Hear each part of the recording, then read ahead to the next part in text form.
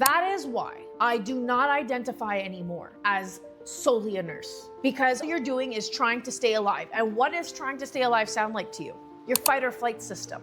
Not only are you trying to keep your patient alive, now you're trying to keep yourself alive. And what do I mean by that? You end up losing yourself in the process when a system and a job takes over your soul. That is why I have my word. That is why I have God. Because when I identified as a nurse, let's say I lost my license. Guess what? I'm not a nurse anymore. What do I do with myself? You get what I'm saying?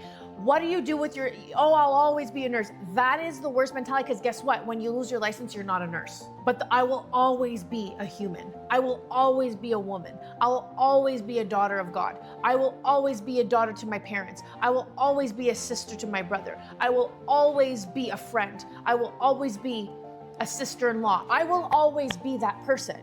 So we have to remember that as much as our job is a calling, as much as being a nurse, a healthcare professional, a doctor, a lawyer, all these people here that are in intense jobs, police officers, paramedics, security guards. Now, do you necessarily call it a calling? That's up to you. I think it is. I think it requires a specific person, because if you just get anybody to do the job, you're not going to do it well, or you may not survive the job to begin with.